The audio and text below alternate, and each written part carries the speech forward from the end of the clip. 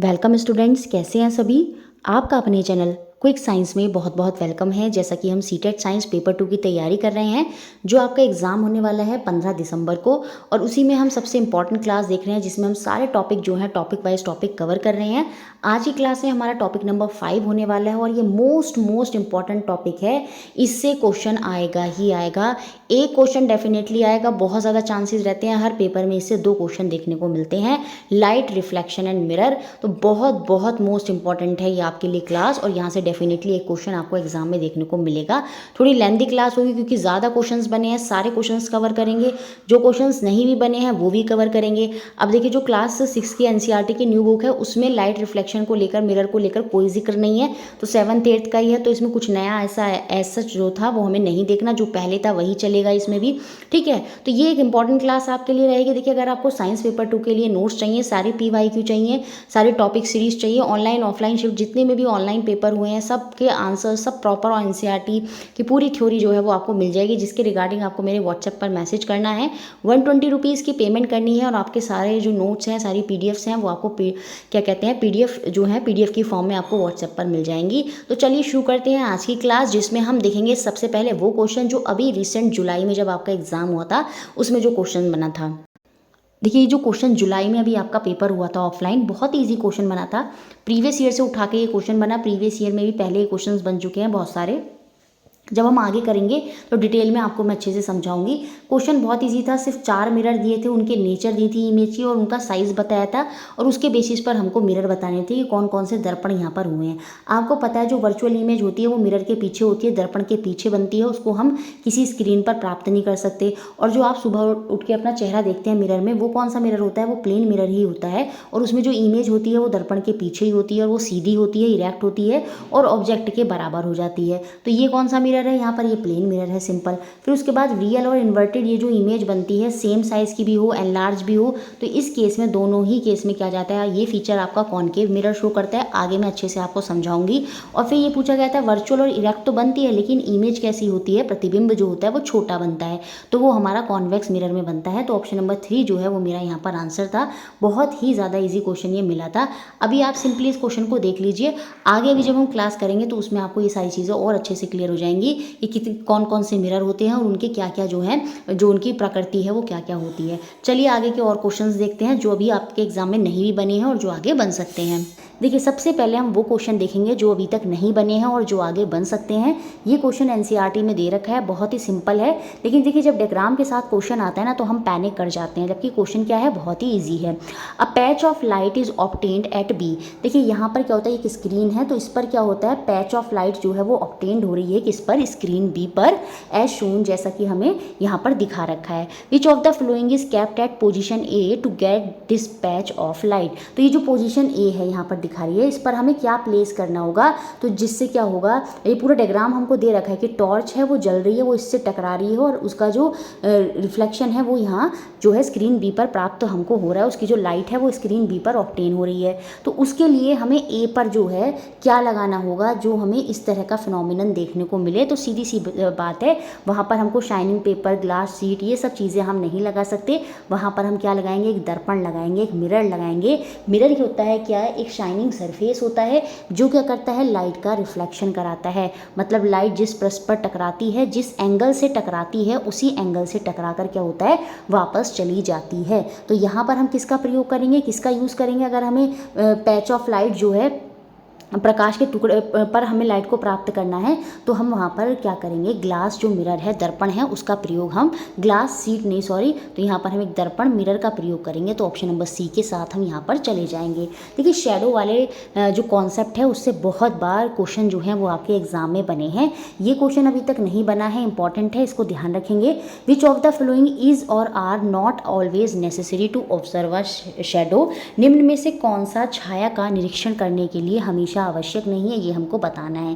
देखिए शेडो बनती कैसे है, उसके लिए मैंने आपको देखिए ये डायग्राम दिखाया है। सबसे पहले क्या होता है, एक हमें लाइट चाहिए होती है, एक लाइट का सोर्स चाहिए होता है और साथ में एक नीचे सरफेस चाहिए होता है।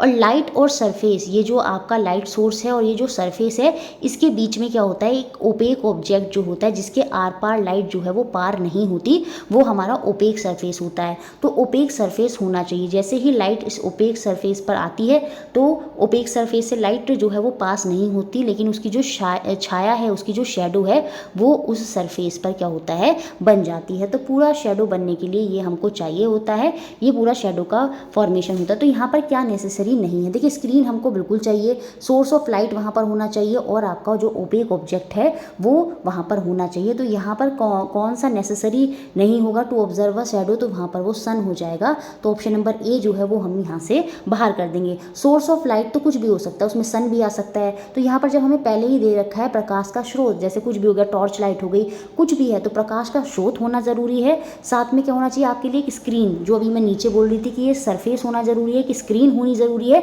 वो किस लिए होनी चाहिए, जिस पर आपकी शेडो बनेगी। और उस स्क्रीन और उस सोर्स ऑफ लाइट के बीच में क्या होना चाहिए, आपका एक ऑब्जेक्ट होना चाहिए। वो ऑब्जेक्ट कैसा होनी चाहिए, वो ऑब्जेक्ट आपका अपारदर्शी होना चाहिए, ओपेक ऑब्जेक्ट होना चाहिए, तभी आपकी शेडो जो है वो बनती है। तो ऑप्शन नंबर ए जो है वो यहाँ से बाहर हो गया। देखिए शेडो को लेकर एक क्वेश्चन और बना है आपका 11 जनवरी 2023 में। ये वो क्वेश्चन मैंने कराया था जो अभी तक बना नहीं है, और ये क्वेश्चन पहले भी एग्जाम में बन चुका है। Factor on which the shadow formation of an object is not dependent, वह कारक जिस पर वस्तु का प्रतिबिंब जो निर्माण होता है वो निर्भर नहीं करता। देखिए शेप, डिस्टेंस, पोजीशन, इन सब पर निर्भर करता है, लेकिन कलर ऑफ द ऑब्जेक्ट, वस्तु का रंग कैसा है, उससे शेडो का कोई मतलब नहीं होता। जो छाया होती है आपको पता है वो हमेशा कैसी बनती है, वो काली ही बनती है, ब्लैक ही बनती है। तो ऑब्जेक्ट का कलर कैसा है उससे मतलब नहीं है। तो कौन से फैक्ट पर वो डिपेंड नहीं करती, कलर पर डिपेंड नहीं करती। तो ऑप्शन नंबर 4 मेरा यहाँ पर आंसर हो जाएगा। बाकी डिस्टेंस, पोजीशन पर जो है वो शेडो आपकी डिपेंड करती है। जैसे आपने देखा होगा सन जब सुबह को निकलता है तो शेडो ज़्यादा लंबी बनती है, दोपहर के टाइम जो शेडो होती है वो बिल्कुल जस्ट नीचे आ जाती है। तो वहाँ पर उसकी क्या होती है, distance, position, source of light के अकॉर्डिंग उसकी क्या होती है, उन पर वो डिपेंड करती है, लेकिन कलर पर वो डिपेंड नहीं करती। ठीक है, नेक्स्ट क्वेश्चन देखिए यहाँ पर ये भी शेडो से रिलेटेड करके क्वेश्चन बना था आपका ऑफलाइन पेपर में। Which of the following properties of light can be use to explain the phenomena of shadow formation, नीचे दिए गए प्रकाश के कौन से गुणधर्मों का उपयोग छाया बनाने की परिघटना की व्याख्यान के लिए किया जा सकता है, ये हमको बताना है। देखिए शेडो के लिए जो लाइट है वो सीधी सोर्स ऑफ लाइट जो है वो आपका ऑब्जेक्ट पर पड़ता है सीधा, और सीधा फिर उसकी छाया जो है वो हमें स्क्रीन पर दिखाई दे जाती है। तो उससे हम ये भी कह सकते हैं कि जो लाइट है वो ट्रैवल करती है किसमें, स्ट्रेट लाइन में, प्रकाश सरल रेखा में गमन करता है। और ये जो सरल रेखा में जो प्रकाश जाता है इसे ही हम क्या बोलते हैं, रेक्टिलिनियर प्रॉपर्टी ऑफ लाइट बोलते हैं, रेक्टिलिनियर प्रोपोगेशन ऑफ लाइट जो है वो हम इसको कहते हैं। Light travel at high speed, इससे कोई मतलब नहीं है इसका। लाइट कंपोज ऑफ 7 कलर, इससे भी कोई मतलब नहीं है शेडो का। Light does not pass through a opaque object, इससे बिल्कुल मैटर करता है आपका, जिससे हम शेडो को समझाएंगे। तो शेडो को कॉन्सेप्ट जब मैं समझा रही हूँ तो उसमें मैं आपको देखिए अपारदर्शी वस्तु का जिक्र कर रही हूँ। प्रकाश अपारदर्शी वस्तु से नहीं गुजरता, इसीलिए उसकी छाया जो है वो हमारी स्क्रीन पर बन जाती है। तो कौन सी प्रॉपर्टीज़ हम यहाँ पर यूज़ कर सकते हैं अगर मुझे शेडो फॉर्मेशन के फिनोमिना को एक्सप्लेन करना है, तो वो ए और डी हो जाएगा। इसका मतलब ऑप्शन नंबर 4 जो है वो मेरा यहाँ पर आंसर हो जाएगा। देखिए नेक्स्ट क्वेश्चन देखते हैं, और ये क्वेश्चन भी इंपॉर्टेंट है, ये एनसीईआरटी में दे रखा है, अभी तक बना नहीं है। शेडो से आपका क्वेश्चन है। पहेली क्या करती है, ऑब्जर्व करती है अपनी शेडो को, अपनी छाया को, observe the shadow of tree, अपनी छाया को नहीं, पेड़ की छाया को वो ऑब्जर्व करती है सुबह 8 बजे, दोपहर में 12 बजे और 3 बजे। Which of the following statement is closer to her observation about the shape and size of shadow, तो जो शेप और साइज है छाया की उसके बारे में उसने क्या अवलोकन किया होगा, क्या वहाँ पर उसकी ऑब्जर्वेशन रही होगी, ये हमें यहाँ पर बताना है। Shape of the shadow of the tree changes but the size remain same, ये बात बिल्कुल गलत है। देखिए शेप में कोई फर्क नहीं आएगा, जैसे ट्री की शेप ऐसी है तो उसकी जो छाया है वो इसी तरह की बनेगी, तो शेप जो है वो तो वहाँ पर हमेशा क्या रहेगी, वहाँ पर सेम रहेगी। तो शेप में कोई चेंज नहीं आया होगा, लेकिन उसका साइज वहाँ पर चेंज हुआ होगा। तो ऑप्शन नंबर ए तो पूरी तरह से गलत है, लेकिन ऑप्शन नंबर बी यहाँ पर सही है। जो साइज है शेडो की वो वहाँ पर क्या हुई होगी, उसकी वो चेंज हुई होगी, क्योंकि दोपहर में 12 बजे क्या होता है, वो सिर पर सूरज आ जाता है, तो छाया जो होती है, शैडो जो होती है वो जस्ट नीचे बनती है, सुबह और शाम के टाइम में शैडो जो होती है वो ज़्यादा लंबी साइज़ की बनती है। तो यहाँ पर हम ये कह सकते हैं कि उसने जो ऑब्जर्वेशन किया होगा, अवलोकन किया होगा, उसमें ये निष्कर्ष निकल कर आया होगा कि जो साइज़ है शैडो का वो चेंज हो रहा होगा, बट जो उसकी शेप है वो वहाँ पर सेम ही रही होगी। तो ऑप्शन नंबर बी जो है वो मेरा आंसर होगा। अब देखिए जो साइज़ ऑफ शैडो है, कभी कभी क्वेश्चन ये भी बन जाता है कि जो साइज़ है शैडो का ये किस पर डिपेंड करता है। तो देखिए ये आपका डिपेंड करता है जो आपका क्या है, एक तो ये जो ऑब्जेक्ट है, जैसे जो ऑब्जेक्ट है और ये जो स्क्रीन है और यहाँ पर ये सोर्स ऑफ लाइट है, तो सोर्स ऑफ लाइट और ऑब्जेक्ट के बीच की जो पोजीशन है उस पर भी डिपेंड करता है, और ऑब्जेक्ट और स्क्रीन के बीच की जो यहाँ पर पोजीशन है ये उस पर भी डिपेंड करता है कि जो आपकी सोर्स ऑफ लाइट है और जो आपका ऑब्जेक्ट है उसकी पोजीशन पर भी क्या होता है, आपकी साइज़ डिपेंड करती है,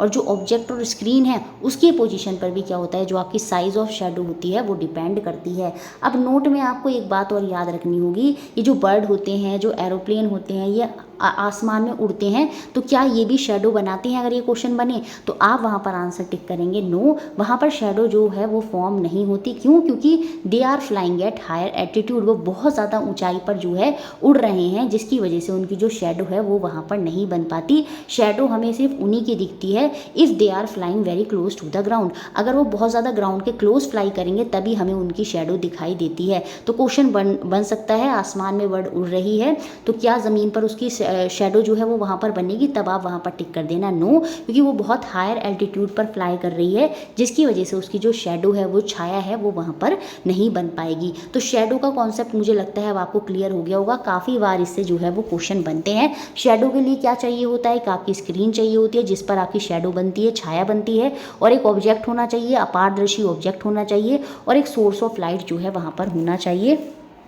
इन तीनों के होने से ही आपकी जो छाया है वो वहाँ पर ऑब्टेन होती है। आगे जो हम देखेंगे वो देखेंगे मिरर, कॉन्वेक्स, कॉन्केव लेंस, इन सबसे किस तरह के क्वेश्चन बहुत बार मल्टीपल टाइम अलग अलग तरह के क्वेश्चंस बनते हैं। जब आप प्रीवियस ईयर उठा के देखेंगे तो आपको पता चलेगा, नोट्स में आप खोलिएगा टॉपिक सीरीज में तो आपको भर भर के क्वेश्चन मिल जाएंगे, उन्हें आप सॉल्व कर कर देखिएगा। देखिए आपको मैं सीधा सा कॉन्सेप्ट समझा देती हूँ। देखिए प्लेन मिरर होता है, कॉन्केव मिरर होता है, कॉन्वेक्स मिरर होता है, तीन तरह के दर्पण आपको देखने को मिलते हैं। प्लेन मिरर जो होता है जिसमें आप सुबह उठकर अपना फेस देखते हैं वो प्लेन मिरर होता है, फ्लैट सरफेस वाला। इसमें जो इमेज बनती है, याद रखेंगे आपने देखा होगा, ऐसा थोड़ी है उस इमेज को जो प्रतिबिंब बनता है, इमेज बनती है, क्या वो आपको किसी स्क्रीन पर दिखाई देती है? नहीं, वो मिरर के पीछे ही होती है। तो ऐसी इमेज जो मिरर के पीछे ही होती हैं वो आपकी वर्चुअल इमेज होती हैं, वो आपकी आभासी इमेज होती है। आपने अपने आप को मिरर में देखा तो आप हमेशा सीधे दिखाई देते हैं, सेम साइज़ की इमेज जो है वो आपकी प्लेन मिरर में देखने को मिलती है। तो ये प्लेन मिरर के फीचर हो गए। उसके बाद देखिए दो तरह के मिरर आते हैं स्फेरिकल में, गोलाकार में, जिसमें आपके कॉन्केव और कॉन्वेक्स मिरर होते हैं। अवतल दर्पण होता है और आपका उत्तल दर्पण होता है। सिंपल सा पॉइंट आपको अवतल दर्पण और उत्तल दर्पण के बारे में ये याद रखना है, जो कॉन्केव मिरर होता है, जो आपका अवतल दर्पण होता है, उसमें जब ऑब्जेक्ट नियर होता है मिरर के तो इमेज कैसी होती है? इन्वर्टेड, उल्टी होती है और बड़ी होती है। लेकिन जब ऑब्जेक्ट, देखिए ये मिरर है, सपोज ये क्या है, ये आपका मिरर है और ये यहाँ पर ऑब्जेक्ट है, तो यहाँ पर जब ये ऑब्जेक्ट जो है मिरर के पास है तो उस समय जो इसका प्रतिबिंब बनेगा, जो इमेज बनेगी वो उल्टी बनती है, इन्वर्टेड बनती है और बड़ी बनती है। लेकिन जब हम इसके बहुत पास आ जाते हैं, फोकल लेंथ और प्रिंसिपल एक्सिस के और भी बीच में आ जाते हैं, बहुत पास आ जाते हैं मिरर के, तो उस केस में जो इमेज बनने लगती है कॉन्केव मिरर में वो सीधी हो जाती है, ठीक है, और साथ में क्या हो जाती है, बहुत ज़्यादा बड़ी हो जाती है। और अभी जो इमेज लार्ज बन रही थी वो बहुत ज़्यादा लार्ज हो जाती है, वो वेरी एंड लार्ज वहाँ पर हो जाती है, मैग्नीफाइड हो जाती है, और साथ में इमेज कैसी हो जाती है, आपकी वर्चुअल हो जाती है, आभासी हो जाती है। लेकिन जैसे जैसे मैं मिरर के दूर जाती हूँ तो उस केस में जो इमेज है वो मेरी उल्टी बनती है और साथ में छोटी होती चली जाती है। कैसी होती चली जाती है? स्मॉल होती चली जाती है। और जो इमेज बहुत पास आने पर अभी वर्चुअल बन रही थी, मतलब मिरर के पीछे बन रही थी, वही इमेज अब दूर जाने पर कैसी बनती है, वो आपकी रियल बनती है, वास्तविक बनती है। और रियल इमेज कौन सी होती हैं? जिन्हें आप स्क्रीन पर प्राप्त कर सकते हैं, जिसे आप ट्रेसिंग पेपर पर प्राप्त कर सकते हैं। तो वो सारी इमेज क्या होती हैं, वो आपकी रियल होती हैं, उनको हम किसी स्क्रीन पर प्राप्त कर सकते हैं। लेकिन प्लेन मिरर में जैसे आपने शीशे में अपने आप को देखा होगा, उसमें जो इमेज प्रतिबिंब बनता है वो मिरर के पीछे ही होता है, वो वर्चुअल होता है, आभासी होता है। तो ये सारे फीचर होते हैं कॉन्केव मिरर के। सिंपल सा याद रखना है, जब हम मिरर के बहुत ज़्यादा ज़्यादा पास जाते हैं तो उस केस में इमेज जो होती है वो आपकी सीधी हो जाती है, इरेक्ट हो जाती है, बहुत ज़्यादा बड़ी हो जाती है। और कैसी हो जाती है? वर्चुअल हो जाती है। लेकिन जब हम दूर जाते हैं तो जो इमेज अभी बहुत बड़ी बन रही थी वो छोटी हो जाती है। जो इमेज अभी आपकी वर्चुअल थी वो क्या हो जाती है? वो रियल हो जाती है। ठीक है, ये आपको याद रखना है। और जो इमेज अभी आपकी इरेक्ट बन रही थी, सीधी बन रही थी बहुत पास पे, वो दूर में क्या होती है? वो आपकी इन्वर्टेड होती है, वो आपकी उल्टी बनती है। तो कॉनकेव मिरर में दोनों फीचर देखने को मिलते हैं। बहुत पास आने पर वर्चुअल इमेज भी बनती है और दूर होने पर आपकी रियल इमेज भी बनती है। इमेज बहुत बड़ी भी बन जाती है, दूर जाने पर छोटी भी बन जाती है। तो ये काम होता है आपका कॉनकेव मिरर का, अवतल दर्पण का। और सेम ऐसा ही काम करता है इसका उल्टा कॉन्वेक्स लेंस। तो कॉन्वेक्स लेंस और कॉनकेव मिरर दोनों एक से ही फीचर जो है यहाँ पर शो करते हैं। ये बात अपने माइंड में रख लीजिएगा। उसके बाद आता है आपका कॉन्वेक्स मिरर। देखिए, कॉन्वेक्स मिरर मतलब उत्तल दर्पण। इसमें सीधा सा पॉइंट रखना है, इमेज हमेशा कैसी होती है? इरेक्ट होती है। अब देखिए, जो इरेक्ट इमेज आपकी बन रही है वो तीनों मिरर में बन रही है। प्लेन मिरर में भी बनती है, कॉनकेव मिरर में भी बनती है जब आप बहुत ज़्यादा पास होते हैं किसके? मिरर के। और कॉन्वेक्स मिरर में, उत्तल दर्पण में तो हमेशा इरेक्ट इमेज ही आपकी जो है वो बनती है। इमेज कैसी होती है? वर्चुअल होती है, जो हमें प्लेन मिरर में भी देखने को मिल रही थी, कॉनकेव में भी देखने को मिलती है जब हम मिरर के बहुत ज़्यादा पास होते हैं। लेकिन कॉन्वेक्स में, उत्तल दर्पण में ये हमेशा ही वर्चुअल होती है और साथ में याद रखेंगे स्मॉल होती है, डिमिनिश्ड होती है साइज़ में। तो बहुत ही सिंपल फीचर है कॉन्वेक्स मिरर के, उत्तल दर्पण के, कि इमेज हमेशा सीधी होती है, हमेशा वर्चुअल होती है, बिल्कुल प्लेन मिरर की तरह आपकी सीधी होगी, वर्चुअल होगी। लेकिन उसमें जैसे सेम साइज़ की बनती है, कॉन्वेक्स में कैसी बनती है? स्मॉल बनती है इमेज, प्रतिबिंब छोटा बनता है, डिमिनिश्ड बनता है। और सेम इसी की तरह काम करता है क्या? Concave lens. जो काम कॉन्वेक्स मिरर करता है वही फीचर किसके होते हैं? कॉनकेव लेंस के होते हैं। ये सारे पॉइंट आप हमेशा याद रखिएगा। कोई भी क्वेश्चन कैसा भी बन जाए उसकी गलती आपसे फिर नहीं हो सकती। अब देखिए, ये 2023 में ऑनलाइन पेपर में क्वेश्चन बना था, what is the difference between a virtual image और रियल इमेज। जो वास्तविक और आभासी प्रतिबिंब होते हैं उनके बीच में क्या अंतर होता है? तो देखिए, उनके बीच में ऑप्शन नंबर 3 वाला ही अंतर होता है कि जो वर्चुअल इमेज होती है उसको हम स्क्रीन पर प्राप्त नहीं कर सकते, जबकि जो रियल इमेज होती है उसे हम स्क्रीन पर ही प्राप्त करते हैं। आभासी प्रतिबिंब पर्दे पर नहीं ली जा सकती, जबकि जो वास्तविक प्रतिबिंब है, जैसे प्रोजेक्टर वगैरह पे आपने देखा होगा स्क्रीन पर हमें इमेज प्राप्त हो जाती है, तो वो रियल इमेज होती है, वास्तविक प्रतिबिंब होता है जिसको हम पर्दे पर प्राप्त कर सकते हैं। सेम देखिए, इस तरह का क्वेश्चन बना, भूजू और पहेली हैं, उनको एक मिरर दे दिया गया उनके टीचर के द्वारा। भूजू ने अपनी इमेज में जो उसको मिली वो कैसी मिली? इरेक्ट मिली और सेम साइज़ की मिली। अभी पीछे समझाया था। कौन सा दर्पण होता है जिसमें आपकी समान आकार की छवि जो है, सीधी और समान आकार की छवि देखने को मिलती है? तो वो वहाँ पर अभी हमने पढ़ा था समतल दर्पण, प्लेन मिरर होता है। तो इसका मतलब भूजू के पास तो क्या है? प्लेन मिरर है। जबकि जो पहेली है उसके केस में इमेज कैसी बनती है? इरेक्ट बनती है लेकिन छोटी बनती है। तो वो हमने किसमें पढ़ा था? अभी कॉन्वेक्स मिरर में ही तो पढ़ा था जो नीचे था। तो इसका मतलब पहेली के पास कौन सा मिरर है? उसके पास कॉन्वेक्स मिरर है। तो ऑप्शन नंबर 3 के साथ हम यहाँ पर चले जाएंगे कि भूजू के पास तो समतल दर्पण है, क्योंकि उसी में इमेज आपकी इरेक्ट और सेम साइज़ की होती है, सीधी होती है और उसी आकार की होती है। और जिसमें छोटी इमेज इरेक्ट होगी और छोटी होगी वो आपका क्या होगा? वो आपका उत्तल दर्पण होगा। तो ऑप्शन नंबर सी मेरा यहाँ पर सही हो गया। अगर आपको कॉन्सेप्ट पता है तो आप सारे क्वेश्चन जो है वो इजीली कर सकते हैं। अब जैसे ये क्वेश्चन है, आपको सब दे दिया गया, आपको दोनों तरह के मिरर भी दे दिए गए, आपको दोनों तरह के लेंस भी दे दिए गए। अब आपसे पूछ रहा है कि एनलार्ज इमेज, बड़ी इमेज किस में आपको प्राप्त होगी, ये हमें यहाँ पर बताना है। तो मैंने आपको बताया था एनलार्ज इमेज, जो विवर्धित प्रतिबिंब है, बहुत बड़ा प्रतिबिंब है, वो आपका कॉनकेव मिरर में बनता है, अवतल दर्पण में बनता है। कॉनकेव मिरर में बताया सबसे पहले मैंने आपको, अवतल दर्पण में बनता है। और कब बनता है? जब हम बहुत पास आ जाते हैं तो उसमें जो इमेज प्रतिबिंब बनती है वो मैग्नीफाइड होता है, बहुत बड़ा होता है, तो कॉनकेव मिरर होगा। और मैंने बताया था सेम वैसा ही काम कौन करता है? आपका कॉन्वेक्स लेंस भी करता है। तो कॉनकेव मिरर या कॉन्वेक्स लेंस, तो ऐसा ऑप्शन आपका ऑप्शन नंबर डी है। कॉनकेव मिरर या कॉन्वेक्स लेंस, इन दोनों में से किसी का भी प्रयोग करके हमें विवर्धित प्रतिबिंब, एनलार्ज इमेज जो है वो प्राप्त हो सकती है। फिर देखिए, उसके अलावा एक और क्वेश्चन है, if you are asked to project the image of a wall lit painting on a wall.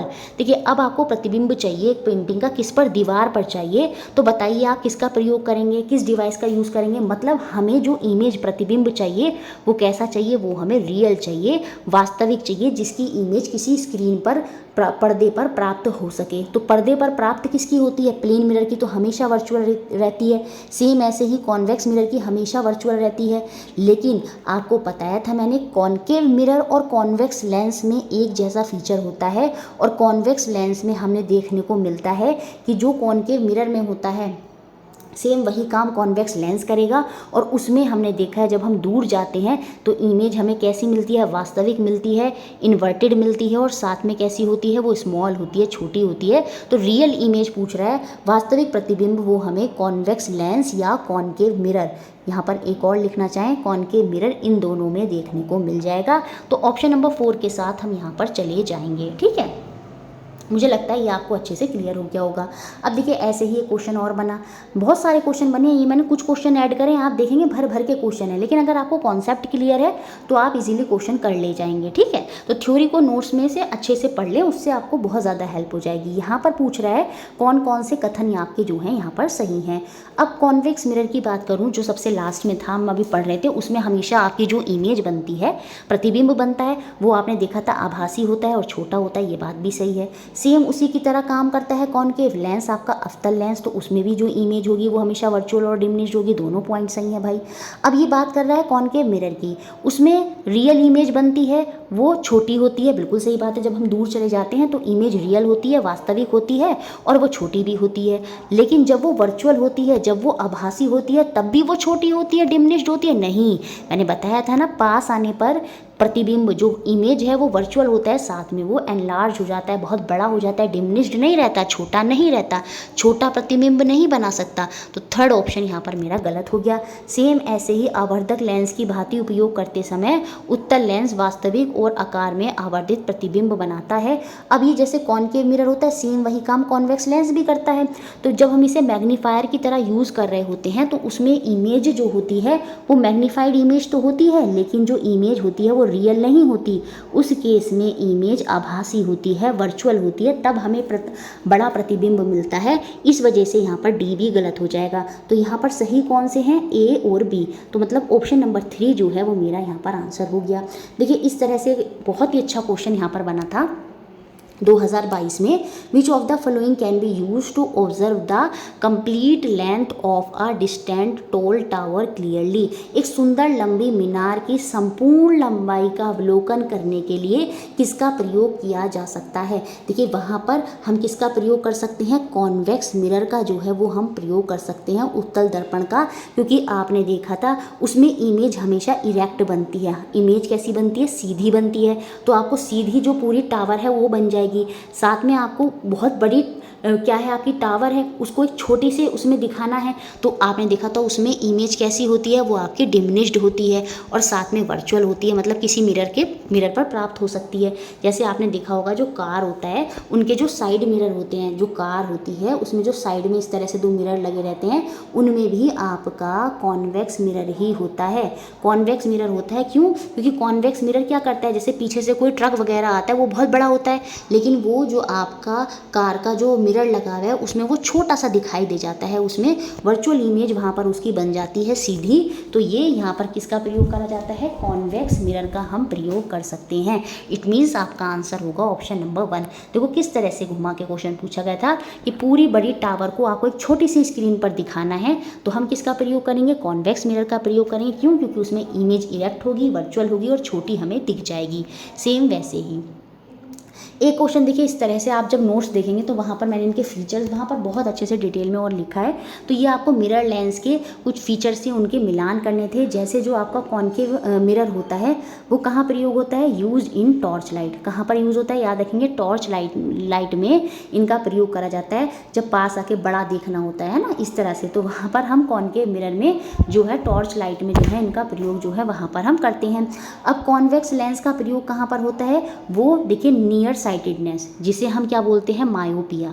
Myopia मतलब क्या होता है, जिन्हें पास का तो दिखाई देता है लेकिन दूर का दिखाई नहीं देता, तो उस केस में वो व्यक्ति कैसा लेंस लगाता है, कॉनकेव लेंस लगाता है, जिसकी माइनस पावर होती है, माइनस पावर होती है। देखिए निकट दृष्टि दोष से मतलब ये नहीं कि निकट का दिखाई नहीं देता है, इसमें उल्टा होता है। निकट दृष्टि दोष से मतलब होता है कि निकट का तो दिखाई देता है लेकिन दूर का दिखाई नहीं देता, इसे हम नियर साइटेडनेस कहते हैं, मायोपिया कहते हैं। और इसमें हम कॉनकेव लेंस का प्रयोग करते हैं, जो कि निगेटिव उसकी पावर होती है।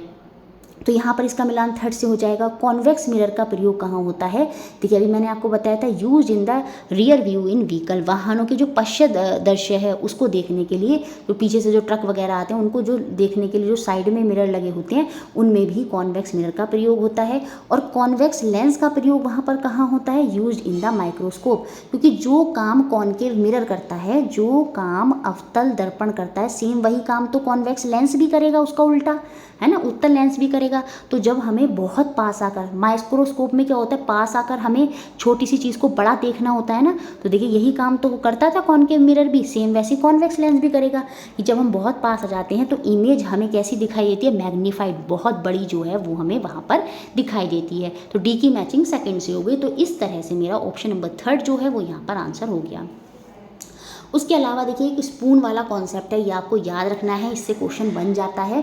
देखिए जो एनसीईआरटी में दे रखा है, जो स्पून होती है, आप उसमें कभी देखिएगा अपने आप को, तो जो उसका इनर सरफेस होता है स्पून का, वो कॉनकेव मिरर की तरह काम करता है। सिंपल आप इतना याद रख लीजिए अभी।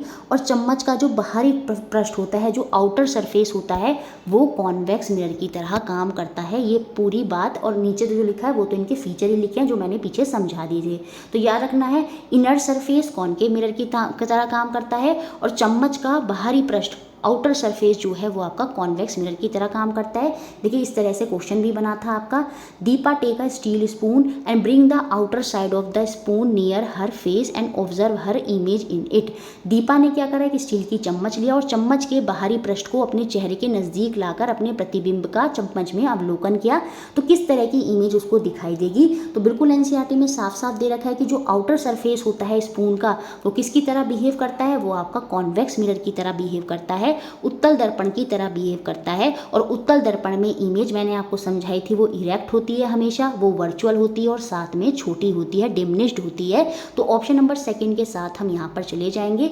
ये कॉन्सेप्ट आपको अच्छे से याद होना चाहिए कि इनर सरफेस किसकी तरह काम करता है, अवतल दर्पण कॉनकेव मिरर की तरह काम करता है, और बाहरी पृष्ठ जो होता है वो कॉन्वेक्स मिरर, उत्तल दर्पण की तरह काम करता है। उसके अलावा एक कॉन्सेप्ट आपको ये याद होना चाहिए, जो इमेज बनती है वो हमेशा स्मूथ सरफेस पर ही बनती है। जैसे इमेज आती है, टकराती है, ऐसे जाती है, ठीक है, तो वो एक पॉइंट पर चली जाती है जहाँ पर आपको इमेज जो है वो प्राप्त हो जाती है, ठीक है। तो लेकिन अब यहाँ पर पूछे इस तरह से हो, खुरदुरा सरफेस हो, तो क्या वहाँ पर किसी पॉइंट पर जाकर इमेज बनेगी, नहीं, तो वहाँ पर इमेज नहीं बन पाती। तो कभी कभी ऑप्शन में पूछ लेता है कि खुरदुरा सरफेस है तो बताइए किस तरह की इमेज वहाँ पर बनेगी, तो वहाँ पर कोई इमेज हमको प्राप्त नहीं होगी, क्योंकि वहाँ पर आप देख सकते हैं एंगल ऑफ इंसिडेंट और एंगल ऑफ रिफ्लेक्शन में बहुत ज़्यादा वेरिएशन हमें वहाँ पर देखने को मिलता है, और इमेज एक पॉइंट पर नहीं बन पाती।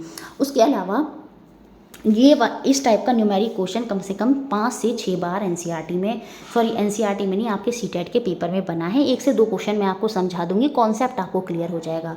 देखिए इसमें कॉन्सेप्ट ऐसा होता है, एक प्लेन मिरर दे रखा होता है और आप उस प्लेन मिरर के आसपास खड़े होते हैं। जैसे एन ऑब्जेक्ट क्या है, कुछ भी हो सकता है, आप अपने आप को एक ऑब्जेक्ट वस्तु मान लीजिए, place as a distance of 0.5 metre in front of a plane mirror, मतलब समतल दर्पण के सामने कोई वस्तु जो है 0.5 मीटर की दूरी पर रखी है। सिंपल सी बात इतनी याद रखनी है आपको हमेशा कि इसके पीछे जो आपका प्रतिबिंब बनेगा, वर्चुअल इमेज जो बनती है, वो भी उतनी ही दूरी पर बनती है जितनी दूरी पर आप दर्पण या मिरर से खड़े होते हैं, तो मतलब वो भी आपकी 0.5 मीटर पर ही बनेगी। इतना कॉन्सेप्ट आपको क्लियर है तो आपसे जो भी पूछेगा आप उसको ईजिली बता देंगे।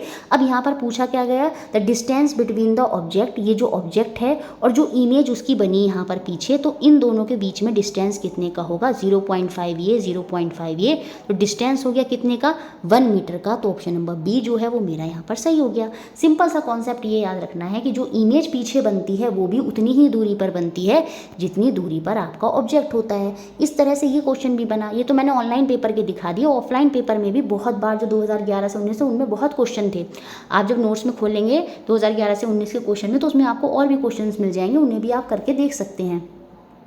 Suppose you are standing in front of a plane mirror fixed on a wall. कोई वॉल पे जो है आपका गैलरी में दीवार पर लगे समतल दर्पण के सामने आप खड़े हैं, ठीक है। You are at a distance of 3 metre. मैं 3 मीटर पर खड़ी हूँ, तो मेरे पीछे जो इसकी इमेज बनेगी वो भी 3 मीटर की दूरी पर बनेगी।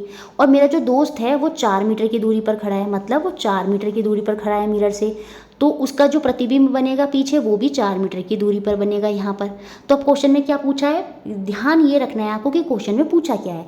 What is the distance between you, आप और आपके दोस्त की जो इमेज बनी है, आपके दोस्त का जो प्रतिबिंब बना है वो यहाँ पर बना है, तो आप और आपके दोस्त के बीच के प्रतिबिंब की दूरी कितनी होगी, 3 ये और 4 ये, तो इनके बीच की दूरी कितनी होगी, 7 मीटर होगी। ऑप्शन नंबर सेकंड के साथ जाएंगे।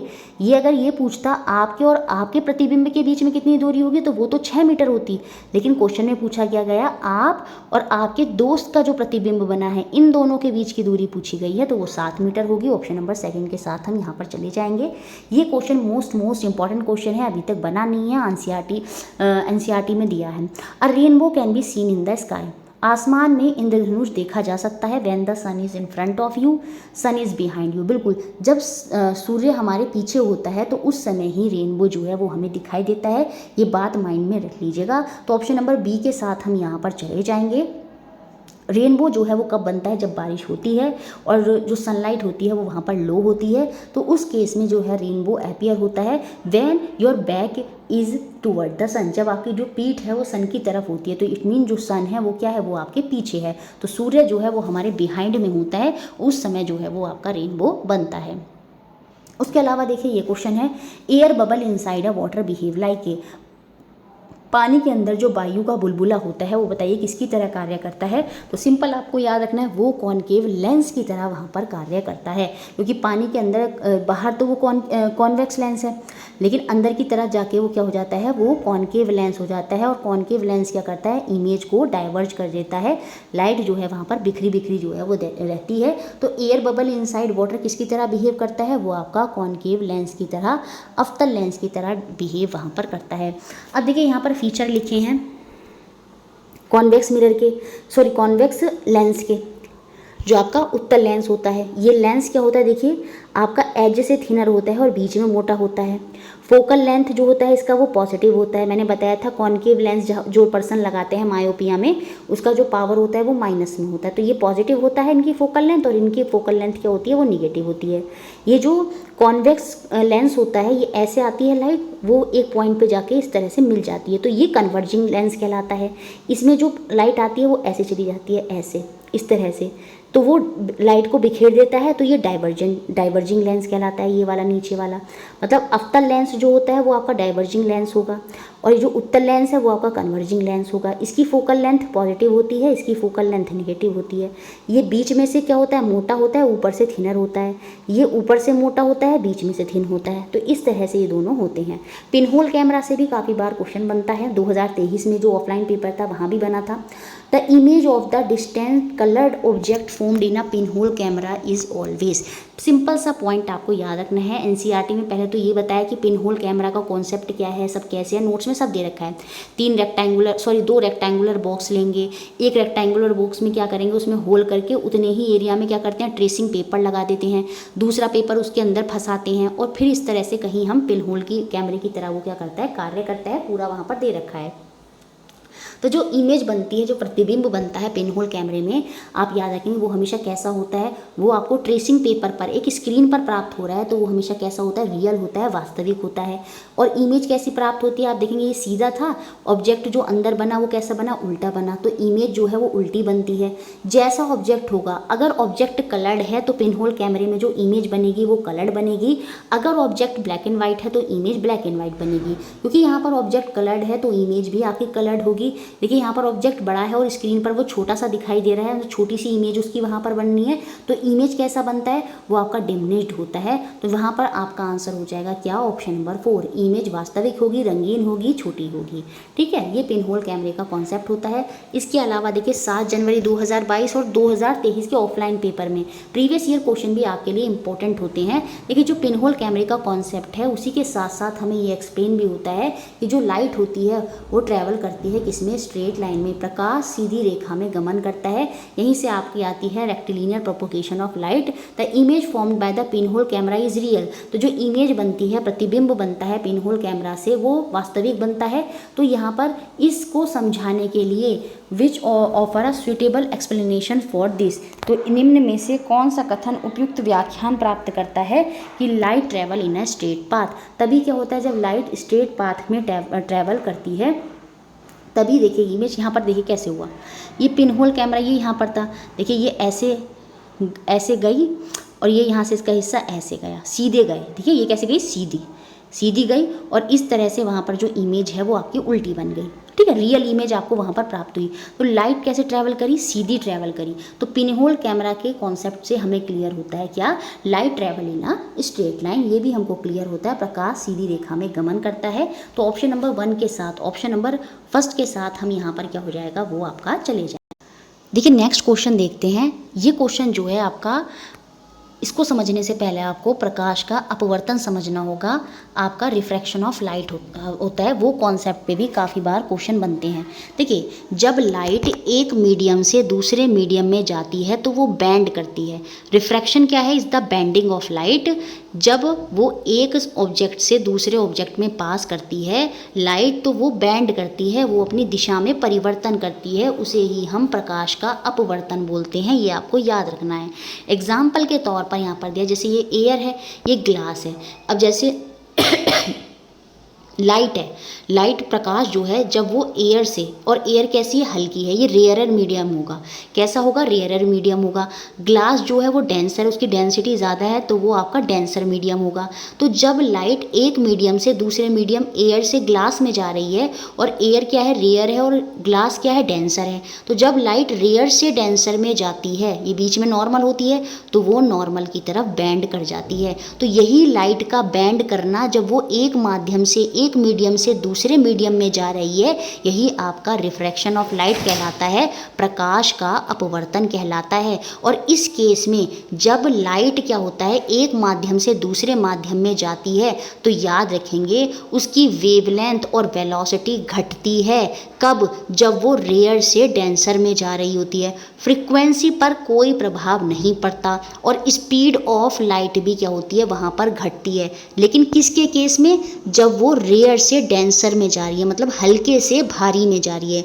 जब लाइट हल्के से भारी माध्यम में जाती है, रेयर से डेंसर में जाती है, तो वो लाइट जो है नॉर्मल की तरह बैंड कर जाती है, और वो प्रकाश जो है उसकी वेवलेंथ और वेलोसिटी, स्पीड, ये सब वहाँ पर घट जाती हैं, लेकिन उसकी फ्रीक्वेंसी पर कोई फ़र्क नहीं आता। ये आपको याद रखना है। अब देखिए जब ग्लास से एयर की तरफ आ रही है, एयर, ग्लास तो भारी है, डेंसर है, और एयर फिर से हल्की है, तो इस केस में देखेंगे जो लाइट है वो अब नॉर्मल की तरफ बैंड नहीं करेगी, नॉर्मल से दूर चली जाएगी। ठीक है, तो ये आपको कॉन्सेप्ट यहाँ पर याद रखना है। यही आपका बेंडिंग ऑफ लाइट, जब लाइट एक माध्यम से दूसरे माध्यम में जा रही है, तो ये प्रकाश का अपवर्तन होता है। यही इसी कॉन्सेप्ट पर काम करता है ट्विंकलिंग ऑफ स्टार, जो स्टार ट्विंकल करते हैं, और जो कैमरे का लेंस होता है वो भी रिफ्रैक्शन के कॉन्सेप्ट पर ही काम करता है। ठीक है, अब देखिए जो ग्लास वाला है, ये देखिए आप देखे होंगे पानी के अंदर अगर आप कोई कॉइन डाल देते हैं तो वो कॉइन आपको थोड़ा ऊंचा दिखाई देता है। तो क्वेश्चन अगर पूछा जाए ऐसा क्यों होता है, तो ये भी रिफ्रैक्शन ऑफ लाइट की वजह से होता है। क्यों होता है मैं आपको समझाती हूँ। अब देखिए ये पानी है, ये ऊपर एयर है, तो वाटर हो गया, ये एयर हो गया। वाटर की डेंसिटी ज़्यादा है और एयर की डेंसिटी कम है, ये आपका बीच में क्या है, नॉर्मल है। तो जब लाइट आई और लाइट आने के बाद कॉइन से टकराकर वापस जा रही है, तो वहाँ पर लाइट जो है क्या हो रहा है, देखिए डेंसर मीडियम से, पानी की डेंसिटी ज़्यादा है और एयर की डेंसिटी कम है, तो जब लाइट डेंसर से रेयर मीडियम में जा रही है, जैसे ये जा रही है, तो यहाँ ये बीच में नॉर्मल है, तो ये नॉर्मल से इधर की तरफ बैंड कर जाती है। बैंड करने की वजह से, क्योंकि इधर की तरफ बैंड करके, तो ये जो आगे को बढ़ेगी वो ऐसे ऐसे बढ़ जाती है, मतलब ऊँची हो गई। तो इसकी वजह से हमें कॉइन जो है वो ऊँचा दिखाई दे रहा है। किसकी वजह से, रिफ्रैक्शन की वजह से, क्योंकि ये बीच में क्या है, ये नॉर्मल है। जब लाइट यहाँ से गई डेंसर से रेयर में गई, भारी से हल्के में गई, तो लाइट हमेशा क्या हो जाती है, नॉर्मल से दूर की तरफ चली जाती है। तो ये दूर हो गई, दूर होने की वजह से देखिए यहाँ पर ये देखिए ये सीधा नॉर्मल था, ये इससे दूर हो गई और ये आगे को ऐसे बढ़ गई। हमारी आंखें तो इसी को देख रही है ना, तो ये आगे बढ़ी हुई दिखाई, जिसकी वजह से जो कॉइन असल पोजीशन में यहाँ है लेकिन वो हमें थोड़ा ऊंचा दिखाई देता है। इसलिए कहा जाता है कि जो फिश मारने वाले होते हैं पानी के अंदर, जब हम पकड़ेंगे तो फिश हमारे हाथ में नहीं आएगी, एक्चुअली में हमें वो उसकी एक्चुअल पोजीशन से ऊंची दिखाई देती है। तो अगर हमें उसे पकड़ना है तो हमें उससे नीचे जो है वो हाथ को मारना होगा, तब वो हमें वहाँ पर दिखाई देगी, क्योंकि वहाँ पर क्या कॉन्सेप्ट चलता है, रिफ्रैक्शन ऑफ लाइट का कॉन्सेप्ट चलता है। अब देखिए उसी से रिलेट करते हुए काफ़ी क्वेश्चन यहाँ पर बने हैं। एक मीडियम ए है जो काफ़ी डेंसिटी, उसकी डेंसिटी ज़्यादा है मीडियम बी से, तो बताइए स्पीड ऑफ लाइट के बारे में आप यहाँ पर क्या कहेंगे। तो जैसा मैंने आपको बताया, क्योंकि ये मीडियम ए उसकी डेंसिटी, उसका घनत्व ज़्यादा है, वो सघन है, तो सघन मीडियम में जो स्पीड ऑफ लाइट होती है वो कम होती है। तो इसका मतलब मीडियम बी में जो लाइट है वो ज़्यादा होगी as compare to medium A. Speed of light is more in medium B, माध्यम ए की अपेक्षा माध्यम बी में प्रकाश की गति अधिक होगी। तो ऑप्शन नंबर बी के साथ हम यहाँ पर चले जाएंगे। अब देखिए क्वेश्चन ये फिशरमैन वाला भी बना कि goes to the water body near to spear a fish. एक मछुआरा समीप में जलाशय पर मछली भेजने जाता है, तो उसमें उसे किस पर विचार करना चाहिए, उसे कैसे हिट करना चाहिए अगर उसको फिश को वहाँ पर पकड़ना है। He should hit below the apparent position of the fish. देखिए जो मतलब उसे मछली की आभासी स्थिति से नीचे जो बर्छी है वो मारनी चाहिए, जो उसको एक्चुअली में दिखाई दे। जैसे कॉइन था तो असल में नीचे, लेकिन वो दिख कहाँ रहा था, ऊंचे दिख रहा था। तो सेम ऐसे ही उसको जो वहाँ पर एपरेंट पोजीशन दिख रही है, जो उसको आभासी स्थिति मछली की दिखाई दे रही है ऊपर की तरफ, असल में उसको उस पर नहीं मारना है। अपनी जो बर्छी है उसको क्या करना है, उसे क्या करना है, नीचे की तरफ मारना है। ही शुड हिट बिलो, उसको आभासी स्थिति के नीचे मारना है, तभी क्या होगा, वो सही जगह पर मार पाएगा। उसका कॉन्सेप्ट बिल्कुल सेम वैसी था, ये क्वाइन वाला कॉन्सेप्ट। ये हमको ऊपर दिखाई दे रहा है, असल में वो नीचे, इसका मतलब उसे थोड़ा नीचे की तरफ हिट करना चाहिए अगर वो मछली को भेजना चाहता है। तो ऑप्शन नंबर सेकंड के साथ हम यहाँ पर चले जाएंगे। अब देखिए क्वेश्चन और ये फिर से बन गया है कि which of the following statement is true when a ray of light travel from air to oil. अब देखिए एयर टू ऑयल जा रही है, तेल हवा से गति में जो है आपका प्रकाश जा रहा है, तो उसकी किरण पर क्या प्रभाव पड़ेगा, उसके बारे में क्या सत्य है। हवा से तेल में जा रहा है, एक माध्यम क्या है आपका एयर है, दूसरा माध्यम क्या है आपका ऑयल है। तो जब लाइट जो है एयर से ऑयल में जाएगी, मतलब हल्के से भारी मीडियम में जाएगी, तो वो क्या होता है, नॉर्मल की तरफ बैंड कर जाती है। तो इस केस में ये नॉर्मल की तरफ बैंड करेगी और स्पीड ऑफ लाइट वहाँ पर घटेगी। तो या क्योंकि वो हल्के से भारी में जा रही है और हल्के से भारी में जाने में स्पीड ऑफ लाइट घटती है और वो नॉर्मल की तरफ बैंड कर जाती है। तो ऑप्शन नंबर 1 के साथ हम यहाँ जाएंगे। स्पीड ऑफ लाइट तो हमारी घटेगी और साथ में जो रे है वो बैंड कर जाएगी, किसकी तरफ, अभिलंब की ओर, वहाँ पर वो झुक जाएगी। ऑप्शन नंबर 1 के साथ हम यहाँ पर चले जाएंगे। एक इस तरह से देखिए अरेंज करने के टाइप में भी एक क्वेश्चन आपका बना है। स्पीड ऑफ लाइट चेंजेस, जो स्पीड है लाइट की, जो प्रकाश की गति है वो चेंज हो रही है जब वो एक माध्यम से दूसरे माध्यम में जा रही है। As an optical density of medium changes, जैसे मीडियम है उसका जो डेंसिटी है, घनत्व है, वो बदल रहा है, उसकी वजह से स्पीड ऑफ लाइट जो है वो भी बदल रही है। तो change in the speed of light as travel from various medium are depicted in the following table, कि जब वो माध्यम ए से बी में गई तो स्पीड ऑफ लाइट जो थी वो वहाँ पर घट गई। जैसे यहाँ पर हिंदी में भी लिखा है, जब बी से सी में गई तो उसका ह्रास हो गया, सी से डी में गई तो फिर से वो ह्रास हो गया, घट गई, डिक्रीज हो गई स्पीड ऑफ लाइट, प्रकाश की चाल। तो माध्यमों की प्रकाशीय घनत्व के घटते क्रम में हमको यहाँ पर सही क्रम जो है वो यहाँ पर हमको दर्शाना है। Which of the flowing represent the correct descending order of densities of the medium. Basically जो 4 माध्यम है हमें इनका घनत्व के आधार पर घटते क्रम में हमें इनको लगाना है। अब देखिए जब मीडियम ए से बी में लाइट गई तो स्पीड ऑफ लाइट बढ़ गई और स्पीड कब बढ़ती है लाइट की, जब वो भारी से हल्के माध्यम में जाएगी। क्योंकि अभी हमने पीछे देखा था जब लाइट हल्के से भारी में जा रही थी तो वो घट रही थी, भारी में जाने से स्पीड ऑफ लाइट घटती है, लेकिन इस बार वो भारी से हल्के में जा रही है और जब वो हल्के में जाएगी तो स्पीड ऑफ लाइट वहाँ पर बढ़ जाएगी। इट मीन्स ए की डेंसिटी जो है वहाँ पर ज़्यादा है किससे, बी से। अब बी टू सी में जब जा रही है तो स्पीड ऑफ लाइट घट रही है, मतलब बी से अगर सी में गई तो इसका मतलब सी की डेंसिटी, सी का घनत्व जो है वो ज़्यादा है, तभी स्पीड ऑफ लाइट, प्रकाश का जो चाल है वो वहाँ पर घट गई। तो इसका मतलब सी की डेंसिटी ज़्यादा है किससे, बी से। तभी तो वहाँ पर क्या हुआ, स्पीड ऑफ लाइट घट गई। सेम ऐसा ही यहाँ पर हुआ, जब लाइट सी से डी में गई तब भी स्पीड ऑफ लाइट वहाँ पर घट गई। डी, इसका मतलब डी की डेंसिटी ज़्यादा थी, डी का घनत्व तो ज़्यादा था, तो डी की डेंसिटी ज़्यादा है किससे, सी से। और हमें जो ऑर्डर अरेंज करना है वो घटते क्रम में ही करना है। तो मतलब इस तरह का ऑर्डर आपका ज़रूर बैठना चाहिए। और इस तरह का जब मैं ऑर्डर आपको देखूंगी, सी डी बड़ा है सी से, जो हमें डी ऑप्शन में तो नहीं दिखता, ठीक है। अब यहाँ पर सी बड़ा है बी से, देखिए इस ऑप्शन में भी नहीं दिखता। इस ऑप्शन को अगर मैं देखूँ, देखिए सी बड़ा है बी से और बी यहाँ पर बड़ा है डी से, नहीं, बी बड़ा कहाँ है डी से, बी डी बड़ा है जबकि बी से, तो बी सेकंड ऑप्शन भी चला गया। तो इस तरह से हमारा पहला ऑप्शन ही यहाँ पर जो है सही बैठेगा। इट मीन्स सबसे बड़ा यहाँ पर क्या था, ए, उसके बाद डी, उसके बाद उससे कम सी, और सबसे कम क्या हो गया हमारा बी। तो ऑप्शन नंबर 1 के साथ जो है हम यहाँ पर चले जाएंगे। इस तरह से काफ़ी क्वेश्चन आपके बनते हैं। उसके अलावा ह्यूमन आई से भी क्वेश्चन आपके बन जाते हैं, क्योंकि एनसीईआरटी में उसका जिक्र है। Human eye has a near point distance of a distant vision at approximately 25 metre.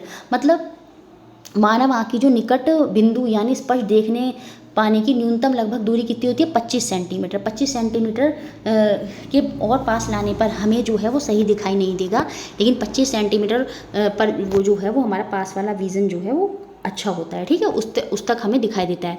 उससे ज़्यादा पास आप आएंगे तो आपको साफ दिखाई नहीं देगा। क्या दूर का भी कोई ऐसा पॉइंट होता है, नहीं, दूर में आपको इनफाइनाइट तक जो है वो दिखाई देता है, ठीक है, मतलब इनफाइनाइट तक, लिमिट तक आपको क्लियर चीज़ें दिख सकती हैं। लेकिन पास में क्या होता है, 25 सेंटीमीटर से आगे आने पर जो है वो सही नहीं माना जाता। तो ये यहाँ पर एक एक्स्ट्रा पॉइंट लिखा है। बेसिकली यहाँ पर ये पूछ रहा है कि जो इमेज बनती है रेटिना पर वो कैसी बनती है। तो क्योंकि वहाँ पर आपको पता होना चाहिए क्या होता है, कॉन्वेक्स लेंस होता है, और कॉन्वेक्स लेंस वही काम करता है जो आपका कॉनकेव मिरर होता है। तो इमेज जो रेटिना पर बनती है, पहली बात तो वो रियल होती है, इन्वर्टेड होती है और वो छोटी होती है। तो ऑप्शन नंबर 2 के साथ हम यहाँ पर चले जाएंगे। इसने क्वेश्चन हमसे जो पूछा था, बस वो आई को ध्यान में रखकर हमसे, जो आई में हमारा लेंस होता है उसको ध्यान में रखकर रेटिना का क्वेश्चन यहाँ पर पूछ लिया। तो ये आपको याद रखना होगा, जो प्रतिबिंब बनता है हमारी रेटिना पर वो कैसा बनता है, वो वास्तविक होता है, उल्टा होता है, छोटा होता है। क्यों? क्योंकि जो लेंस हम यूज़ कर रहे होते हैं अपनी आँखों में वो कैसा होता है, आपका कॉन्वेक्स लेंस वहाँ पर होता है। उसके अलावा देखिए एक क्वेश्चन यहाँ से भी बन जाता है, रॉड और कॉन सेल्स जो होते हैं मानव के नेत्र में, ठीक है। अब देखिए जो हमारी रेटिना पर इमेज बनता है, प्रतिबिंब बनता है, आँख आई, प्रकाश बाहर से आया, वो लेंस से गया, लेंस पर के बाद जो स्क्रीन का काम कर रही है वो हमारी रेटिना करती है, रेटिना पर हमारी इमेज बन जाती है, प्रतिबिंब बन जाता है। वो कैसा है, रियल है, उल्टा है और छोटा है। तो उसी रेटिना में के लेयर पर सेल्स पाए जाते हैं, कॉन सेल्स और रॉड सेल्स। ये जो कॉन सेल्स होते हैं, ये जो शंकु होते हैं, ये दिन के समय देखने में मदद करते हैं। ये सेंसिटिव होते हैं किसकी तरफ, ब्राइट लाइट की तरफ। और ये जो रॉड सेल्स होते हैं ये सेंसिटिव होते हैं किसकी तरफ, डिम लाइट की तरफ। ये पॉइंट बस इतना याद रखना है। तो करेक्ट स्टेटमेंट पूछ रहा था, तो करेक्ट स्टेटमेंट तो यहाँ पर ऑप्शन नंबर 2 है कि रॉड सेल जो होते हैं वो तो क्योंकि हमको पता है सेंसिटिव है किसके, डिम लाइट के, और जो कॉन सेल्स होते हैं वो सेंसिटिव होते हैं ब्राइट लाइट के। दिन के समय अगर हमें क्लियर दिख रहा है तो वो किसकी वजह से दिखता है, जो हमारे कॉन सेल्स होते हैं उनकी वजह से। और रात में जो हमें दिखाई देता है, कभी कभी आपने देखा अंधेरे में भी हमें दिखाई देता है, वो रॉड सेल की वजह से ही दिखाई देता है, क्योंकि जो रॉड सेल्स होते हैं वो सेंसिटिव होते हैं किसकी तरफ, डिम लाइट की तरफ। एक पॉइंट में आपको ये याद रखना है, जो हमारा इमेज का जो इफेक्ट बनता है रेटिना पर वो एकदम से ख़त्म नहीं होता, वो कितने सेकंड तक रहता है, 1/16 सेकंड तक जो है वो लगभग हमारी रेटिना पर रहता है। ये पॉइंट भी आपको याद रखना होगा। अब देखिए कॉन और रॉड सेल को लेकर एक क्वेश्चन और बना था। यहाँ पर असर्शन और रीज़न वाला क्वेश्चन देके आपसे पूछ लिया कि जो उल्लू है उसे रात में दिखाई देता है, उसके पीछे भी यही रीज़न होता है कि जो उसके रॉड सेल्स होते हैं वो वहाँ पर बहुत ज़्यादा होते हैं, क्योंकि ये जो रॉड सेल्स होते हैं ये रात में देखने में मदद करते हैं। तो उल्लू में ये रॉड सेल्स ज़्यादा होते हैं, इसी की वजह से उसे रात में अच्छा दिखाई देता है। अब यही असर्शन अभी कथन यहाँ पर दिया है, उल्लू जैसा रात का पक्षी रात में बहुत अच्छी तरह देख सकता है लेकिन दिन में नहीं। उसके पीछे का रीज़न जो है, उसके पीछे का जो रीज़न है वो हमें क्या दिया कि रात के पक्षियों में रेटिना में जो हैं वो कम शंकु होते हैं और अधिक छड़ें देखने को मिलती हैं। Night bird have a few cons and a large number of rod sales in the retina. तो ये रॉड सेल्स ज़्यादा होने की वजह से ही रात में अच्छा दिखाई देता है, इसलिए उल्लू जैसा पक्षी जो है वो रात में अच्छा देखता है, दिन में नहीं। तो असर्शन और रीज़न दोनों सत्य हैं, और ये रीज़न जो है इस असर्शन की सही व्याख्यान भी कर रहा है, क्योंकि रॉड सेल्स ज़्यादा होते हैं इसी वजह से उल्लू को रात में ज़्यादा अच्छा दिखाई देता है। तो ऑप्शन नंबर 1 के साथ हम यहाँ पर चले जाएंगे। देखिए उसके बाद इस तरह का क्वेश्चन भी आपका एग्जाम में बन जाता है, जहां आई के डिफरेंट पार्ट देता है और उनके क्या क्या फंक्शन होते हैं, उस तरह करके आपसे क्वेश्चन पूछ लेगा। बाकी आप याद रखेंगे जो लेंस हमारी आंखों में होता है वो कॉन्वेक्स लेंस या बाय कॉन्वेक्स लेंस जो है वो वहाँ पर होता है। तो ह्यूमन आई के कुछ पार्ट दिए हैं और उनके जो कार्य हैं जो उनसे हमें उनका क्या करना है, मिलान करना है। देखिए जो आपको पीडीएफ मिली है उनमें जो है यहाँ पर ये ऑप्शन नंबर सेकंड की जगह ऑप्शन नंबर 1 पर जो है ग्रीन लाइन हो गई है, तो उसको आप रिकरेक्ट करेंगे। ऑप्शन नंबर सेकंड जो है वो मेरा यहाँ पर आंसर आपका हो जाएगा। ठीक है, अब देखिए कॉर्निया का काम क्या होता है। ठीक है, कॉर्निया का करता है काम होता है help in focusing light and protect eyes. ये क्या करता है, हमारी जो लाइट है उसको फोकस कराता है और आंखों को प्रोटेक्ट करता है। ये कॉर्निया का काम होता है। सबसे बाहरी परत होती है हमारी आंखों की, ट्रांसपेरेंट लेयर होती है। जो जब आपकी मानव नेत्र दान करी जाती है तो कौन सा हिस्सा दान होता है, वो कॉर्निया ही होता है। आइरिस क्या करता है, ये कंट्रोल करता है क्या, amount of light entering eyes. नेत्र में प्रवेश करने वाले प्रकाश की मात्रा को नियंत्रित करने का काम कौन करता है, आइरिस करता है, परितारिका करता है। और जो आंखों के रंग अलग अलग होते हैं, कुछ की आंखें नीली होती हैं, काली होती हैं, तो बेसिकली वो किसकी वजह होती है, आइरिस। आइरिस में ही वो पिगमेंट पाया जाता है, काला या वो। तो आइरिस जो होता है ये कंट्रोल भी करता है क्या, अमाउंट ऑफ लाइट एंटर जो करती है। तो बी का मिलान फर्स्ट से हो जाएगा।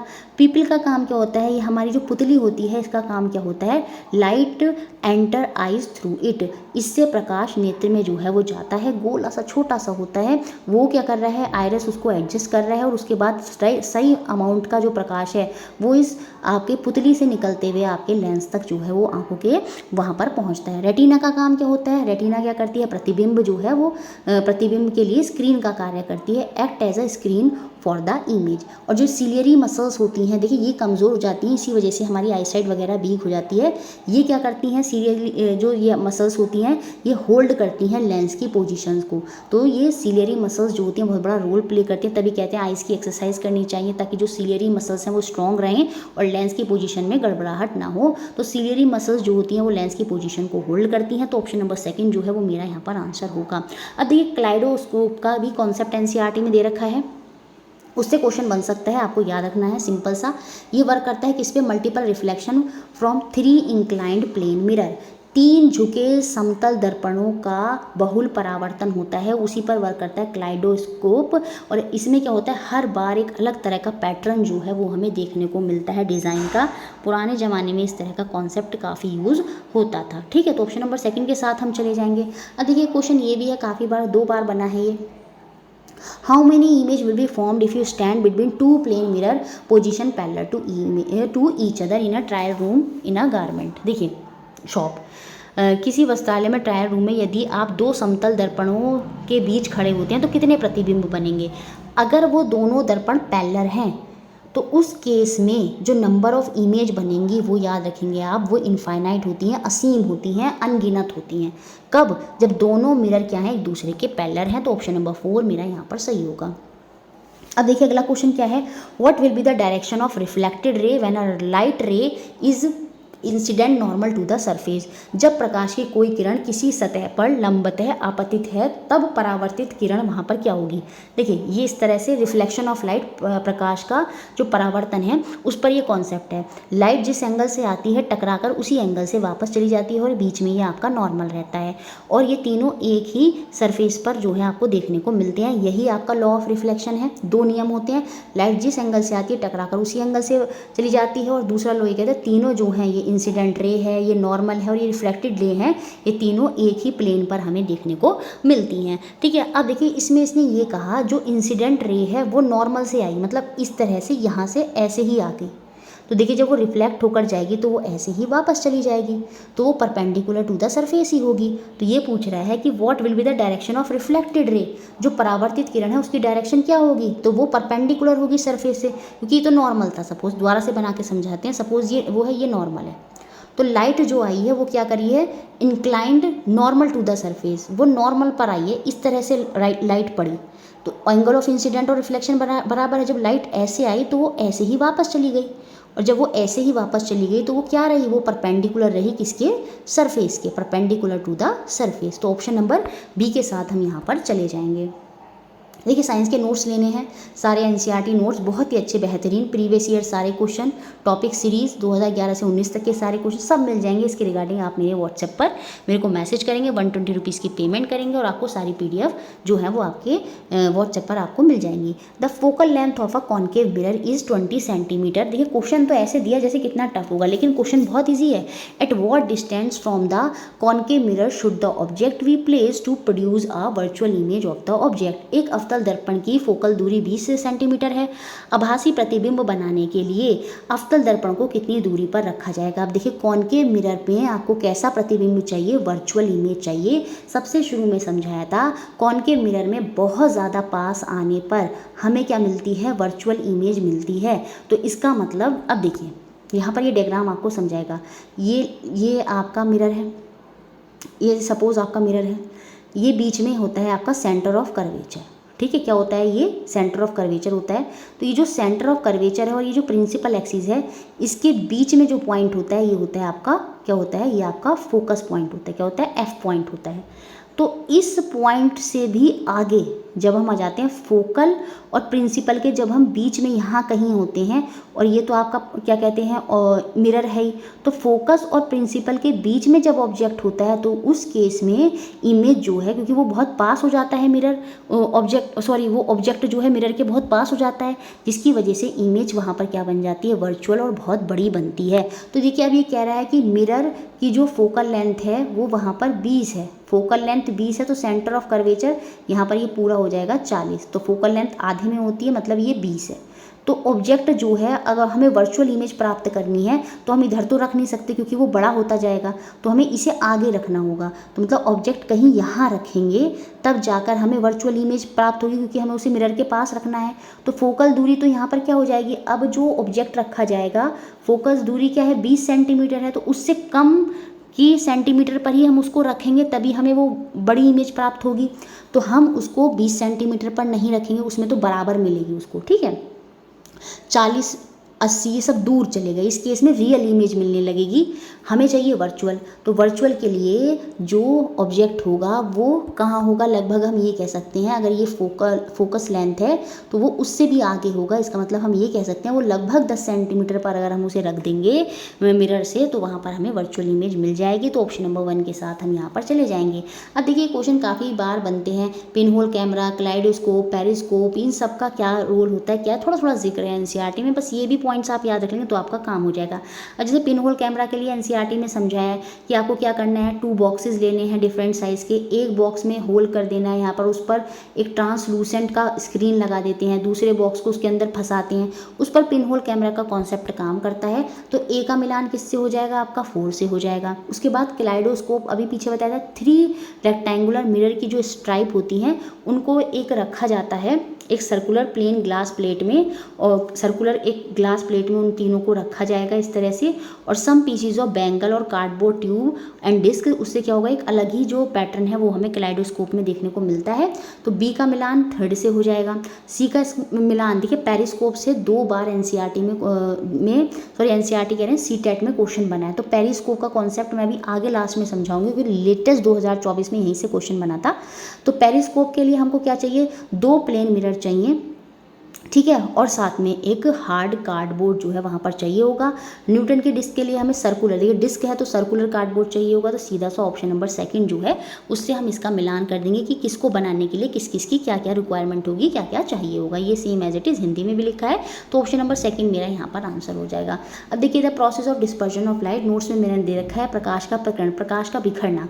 ठीक है, जब वो पास करेगा किसके, सोप बबल के, तो उसमें भी हमें लाइट के डिफरेंट कलर दिखाई देते हैं। Fall on a surface of CD, आपने वहाँ पर भी देखा है। Pass through a rain drop, वहाँ पर भी बूंदों के प्रकाश की बूंदों से गुजरता है, वहाँ पर हमें प्रकाश का प्रकरण जो है वो देखने को मिल सकता है, डिस्पर्जन ऑफ लाइट देखने को मिल सकता है। Get focuses on the surface of shining marble, देखिए फोकस करेगी अगर शाइनिंग मार्बल पर तो वो तो मिरर का कॉन्सेप्ट हो जाएगा, मतलब लॉ ऑफ रिफ्लेक्शन, वहाँ पर हमको प्रकाश का परावर्तन देखने को मिलेगा। प्रकाश के प्रकरण के लिए, डिस्पर्जन ऑफ लाइट के लिए हम यहाँ पर किसको मानेंगे सही, कौन कौन से मानेंगे जब लाइट किसके थ्रू पास करेगी, सोप बबल के, सरफेस ऑफ सीडी के। 3 ऑप्शन सही होने चाहिए, तो मतलब A B C यहाँ पर सही हो जाएगा। ऑप्शन नंबर 1 के साथ हम यहाँ पर चले जाएंगे। अब देखिए ये क्वेश्चन कितना अच्छा बना है। Shyama is standing 1 metre away from a plane mirror. ये प्लेन मिरर है, उससे 1 मीटर की दूरी पर श्यामा खड़ी है और अपनी इमेज देख रही है। उसने 2 स्टेप पीछे चली गई, वो 2 स्टेप पीछे चली गई, बैकवर्ड चली गई, तो क्या चेंज आएगा उसके प्रतिबिंब में?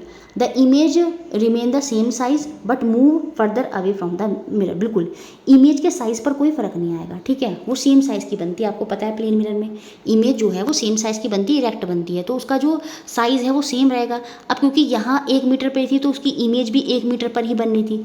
2 स्टेप उसने पीछे ले लिए तो इमेज भी 2 स्टेप पीछे चली जाएगी।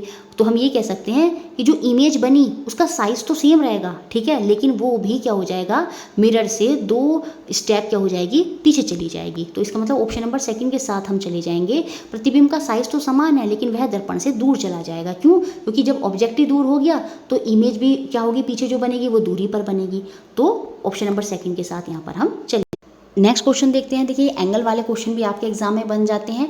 What is the angle of incident of the ray if the refracted ray is at the angle of 90 degree to the incident ray. मतलब इंसिडेंट रे और ये रिफ्रैक्टेड रे नॉर्मल है, तो इंसिडेंट रे से रिफ्रैक्टेड रे तक का एंगल जो है वो 90 डिग्री है। तो हमसे क्या पूछ रहा है, हमसे एंगल ऑफ इंसिडेंट पूछ रहा है। पूरा अगर ये 90 है तो इसका मतलब एंगल ऑफ इंसिडेंट और रिफ्रैक्शन तो बराबर होता है, तो मतलब ये दोनों क्या क्या रहे होंगे, ये 45 और 45 रहे होंगे। तो एंगल ऑफ इंसिडेंट यहाँ पर मेरा कितना होगा, 45 डिग्री हो जाएगा। ऑप्शन नंबर सेकंड हो जाएगा, क्योंकि इसने क्वेश्चन में क्या दिया, refracted ray if the refracted ray is at the angle of 90 degree to the incident ray. Incident ray से जो रिफ्रैक्टेड रे है वो कितनी है, वो 90 डिग्री की है। तो दोनों आधी आधी है, मतलब 45 डिग्री की। कि लॉ यही कहता है angle of incident is equal to angle of refraction. पूरा 90 है तो दोनों कितना होगा, 45। तो ऑप्शन नंबर सेकंड के साथ हम यहाँ पर चले जाएंगे। अब नेक्स्ट क्वेश्चन है, if the angle between the normal and the incident रे। ये जो नॉर्मल है हम बीच में खींचते हैं और ये आपकी इंसिडेंट रे है, इसके बीच में क्या है, 30 डिग्री का कोण है, तो एंगल ऑफ रिफ्लेक्शन भी 30 डिग्री पर ही बनेगा, सीधी सी बात है। तो हमसे क्वेश्चन में क्या पूछ रहा है, इंसिडेंट और रिफ्लेक्टेड रे दोनों, इन दोनों के बीच का एंगल कितना होगा, दोनों का एंगल तो 60 डिग्री होगा, क्योंकि एंगल ऑफ इंसिडेंट और एंगल ऑफ रिफ्लेक्शन के बीच का एंगल ये पूरा पूछ रहा है, तो वो 60 डिग्री होगा। तो ऑप्शन नंबर 1 के साथ हम यहाँ पर चले जाएंगे। अब देखिए कुछ इस तरह के क्वेश्चन भी बनते हैं। अभी एक क्वेश्चन हमने पीछे देखा था, उसमें गारमेंट शॉप के केस में क्या था, दोनों मिरर पैरेलल थे। अब यहाँ पर मिरर पैरेलल नहीं है, वो एक एंगल पर है। देखिए यहाँ पर लिखा है 2 plane mirror are placed at a angle of 60 degree. 2 समतल दर्पण एक दूसरे से 60 डिग्री पर क्या है, कोण पर रखे गए हैं। उनके बीच में जब किसी सिक्के को दर्पण से 4 सेंटीमीटर की दूरी पर रखा जाता है तो सिक्के के कितने प्रतिबिंब वहाँ पर प्राप्त होंगे। तो उस केस में सिंपल जो ये एंगल दिया होता है उसे हम 360 से क्या करते हैं, डिवाइड कर देते हैं। जब डिवाइड करेंगे तो हमारा यहाँ पर जो आंसर आने वाला है वो 6 निकल कर आना है। जब भी ये इवन आएगा तो आपको याद रखना होगा, आपको इसमें से 1 सब्ट्रैक्ट कर देना होगा और आंसर आ जाएगा आपका 5 निकल कर। तो कितनी इमेज वहाँ पर बनेंगी, 5 इमेज वहाँ पर बनेंगी। लेकिन अभी अगर क्वेश्चन में दे देता 40 डिग्री का एंगल है तो उस केस में हम 360 की डिवाइड किससे कर देंगे, 40 से कर देंगे। वहाँ पर क्या कट करके आएगा, 9 आएगा। तो 9 हमारा ऑड नंबर है। जब ये ऑड नंबर है तो इसमें से हमें 1 को माइनस नहीं करना होगा, तो जो नंबर ऑफ प्रतिबिंब होंगे उस केस में 9 हो जाएंगे। लेकिन जब जब ये इवन आएगा तो उस केस में हम उसमें से क्या कर देते हैं, 1 को सब्ट्रैक्ट कर देते हैं, अगर हमारा इवन इंटीजर वहाँ से निकल कर आता है। अब जैसे यहाँ पर 90 डिग्री का केस है तो बिल्कुल सही बात है, ये 90 डिग्री के केस में कितने एंगल बनेंगे, मतलब 360 को हम डिवाइड करेंगे 90 डिग्री से, तो यहाँ पर आपका कितना निकल कर आया, 4, क्योंकि ये इवन है तो इसमें से भी 1 माइनस कर देंगे तो 3। तो उस केस में अगर 90 डिग्री का कोण है तो नंबर ऑफ इमेज कितनी बनेंगी, 3 बनेंगी। तो ये वाला एक कॉन्सेप्ट है, ये भी आपको याद रखना होगा। उसके अलावा देखिए ये NCERT में दे रखा है, ये इंपॉर्टेंट है, आगे भी बन सकता है, 2 बार ये क्वेश्चन बना है। 2 प्लेन मिरर हैं, सॉरी प्लेन मिरर नहीं है, 2 मिरर हैं जो कि राइट एंगल पर है, मतलब एक ऐसे ऐसे हम ये कहेंगे, ये मिरर A है, ये मिरर B है, दोनों क्या है, दोनों आपके राइट एंगल पर रखे हुए हैं। अब ये दोनों के लिए यहाँ पर मैं मानूंगी क्या है, ये नॉर्मल है, ये क्या है, ये नॉर्मल है, ठीक है। If a ray of light strike mirror A at 20 degree to the normal. अब ये जो मिरर A है इसकी नॉर्मल ये है, मैंने आपको दिखा दी, ये क्या है, ये इसकी नॉर्मल है। तो 20 डिग्री एंगल से एक लाइट आती है और यहाँ ऐसे टकराती है, ठीक है। 20 डिग्री के एंगल से लाइट नॉर्मल से आके टकराती है तो वापस ऐसे ही चली जाएगी, और ये एंगल भी कितना होगा, ये एंगल भी 20 डिग्री का होगा। ये नॉर्मल यहाँ ऐसे मैं इसको आगे बढ़ा लूँ और यहाँ की नॉर्मल को आगे बढ़ा लूँ तो इस पॉइंट पर ही आ जाएंगे, तो ये कितना एंगल बना लेंगे, 90 डिग्री का एंगल बना लेंगे। क्वेश्चन में क्या पूछा है, फिर ये मिरर बी पे भी स्ट्राइक करेगी, सीधी बात है, ये यहाँ आई, यहाँ टकराई। What will be the angle of refraction of the ray emerging from mirror B, यहाँ टकराई, उसके बाद अब ये यहाँ से वापस जाएगी ऐसे। तो ये जो एंगल होगा, एंगल ऑफ रिफ्रैक्शन, ये हमसे क्वेश्चन में पूछा गया है कि ये एंगल ऑफ रिफ्रैक्शन कितना होगा जब ये लाइट यहाँ आई, पहले इससे टकराई, टकरा कर यहाँ गई, अब इससे टकराएगी तो ये लाइट इधर जाएगी। तो इस केस में अब ये एंगल ऑफ रिफ्रैक्शन होगा, तो ये एंगल ऑफ रिफ्रैक्शन कितना होगा, ये क्वेश्चन में हमसे पूछा है। क्योंकि ये 20 डिग्री से आई, टकराने के बाद ये 20 डिग्री से गई, तो ये 20 डिग्री हो गया। पूरा मैंने बता दिया आपको, क्योंकि ये नॉर्मल यहाँ आगे बढ़ा दी, ये नॉर्मल मैंने यहाँ आगे बढ़ा दी, तो ये पूरा 90 डिग्री बन गया, पूरा एक ट्राइंगल बन गया। ट्राइंगल में तीनों एंगल कितने होते हैं, 180 डिग्री होते हैं, जिसमें से हमें 2 एंगल पता है, एक 90 है और एक 20 है, तो दोनों मिलाकर कितने हो गए, 110 हो गए। तो 180 करने के लिए कितना बचा, 70 डिग्री बचा। तो इसका मतलब ये वाला एंगल जो है कितना होगा, ये मेरा 70 डिग्री होगा। तो ये 70 डिग्री अब मेरा एंगल ऑफ इंसिडेंट हो गया, किसके लिए, बी के लिए, बी मिरर के लिए। तो बी मिरर पे जब एंगल ऑफ इंसिडेंट 70 डिग्री है, तो जो लाइट वापस जा रही होगी उसका भी एंगल कितना होगा, 70 डिग्री ही होगा। तो ऑप्शन नंबर 1 के साथ मैं यहाँ पर चली जाऊँगी। सेम ऐसे एक और क्वेश्चन है, अब देखिए सेम वही वाला मिरर वाला क्वेश्चन। इस केस में क्या होता है, लाइट आती है, देखिए टकरा रही है 30 डिग्री के एंगल से। जब ये 30 डिग्री के एंगल से यहाँ आई, तो टकरा कर 30 डिग्री के एंगल से इधर चली जाएगी। तो ये भी यहाँ पर कितना बना, 30 डिग्री बना। इस नॉर्मल को आगे बढ़ा दो, इस नॉर्मल को आगे बढ़ा दो, ये कितना हो गया, ये 90 डिग्री हो गया। ठीक है, अब ये 30 है, ये 90 है, तो 120 हो गए। तो ये वाला कितना हो जाएगा, निकल कर आ गया मेरा 60 डिग्री। ये मेरा बी था, तो ये इसके लिए इंसिडेंट की तरह काम कर रही है, तो यहाँ से ये रिफ्लेक्टेड रे इसकी जा रही होगी। जब ये 60 है, तो सीधी सी बात है, ये जो रिफ्लेक्टेड एंगल होगा बी के लिए वो 60 होगा। तो इस क्वेश्चन में एंगल ऑफ रिफ्लेक्शन दोनों के लिए पूछा था, ए के लिए भी बी के लिए। ए के लिए तो एंगल ऑफ रिफ्रैक्शन 30 डिग्री है, और बी के लिए एंगल ऑफ रिफ्रैक्शन हमने कितना निकाला, 60 डिग्री। तो ऑप्शन नंबर 1 के साथ इसमें भी चले जाएंगे। उसके अलावा देखिए क्वेश्चन ये है, student is trying to find the approximate focal length of a convex lens by locating the image of the distant building on a wall. तो वो फोकल लेंथ निकालना चाहता है, ठीक है। He is getting a blurred image on the wall, उसको क्या मिल रही है, धुंधली छवि प्राप्त हो रही है। तो उसको क्या करना चाहिए, क्लियर इमेज प्राप्त करने के लिए सीधी सी बात है, वो लेंस को क्या करेगा, मूव करेगा, आइदर अवे या forward depending on its position. ठीक है, तो सिंपल सी बात है, लेंस को इसकी स्थिति के आधार पर क्या करेगा, या तो वो दूर करेगा या पास उसको खिसकाएगा, तब वो इमेज जो अभी उसको ब्लर दिखाई दे रही है वो वहाँ पर क्या हो जाएगी, क्लियर हो जाएगी। एक बात और याद रखेंगे, देखिए लेंस में कभी कभी पूछ लेता है, ये जा रहा है, ये यहाँ पर इमेज यहाँ पर सपोज इस तरह से बन रही है, ठीक है, लेंस में ये ऑब्जेक्ट है, ये उसकी यहाँ पर इमेज बन रही है। अगर मैं लेंस के ऊपर के हिस्से को ढक दूँ, ठीक है, अब ये आधा ही हिस्सा रह जाए, ये तो उसकी इमेज पर क्या फ़र्क आता है। देखिए इमेज बनती है, बिल्कुल सही इमेज बनेगी, लेकिन इमेज की जो शार्पनेस होती है वो वहाँ पर आप याद रखेंगे, जब उसका आधा हिस्सा ढक दिया जाता है तो उसकी शार्पनेस जो है वो वहाँ पर घटती है। ये बात भी आपको याद रखनी है, क्योंकि इस तरह का भी ये क्वेश्चन एग्जाम में बना था। देखिए अभी हम लास्ट क्वेश्चन देखेंगे पेरिस्कोप के आधार पर, क्योंकि पेरिस्कोप से आपका रिसेंट 2024 में क्वेश्चन बना, देखिए प्रीवियस ईयर इंपॉर्टेंट है, वहाँ से उठ के ही क्वेश्चन 23-24 में बने हैं लाइट वाले चैप्टर से। X is a device use to see around corner and based on the principle of dash what is X and Y. तो एक्स यहाँ पर क्या है, पेरिस्कोप है, और वो किसके कॉन्सेप्ट पर काम करता है, रिफ्रैक्शन, परावर्तन। सेम ऐसे ही क्वेश्चन 2023 में भी बना था, विच of the following scientific concept can be illustrated through a periscope. तो पेरिस्कोप किसके प्रिंसिपल पर वर्क करता है, रिफ्लेक्शन ऑफ लाइट, प्रकाश के अपवर्तन के प्रिंसिपल पर वर्क करता है। ऑप्शन नंबर 3 पे हम यहाँ जाएंगे।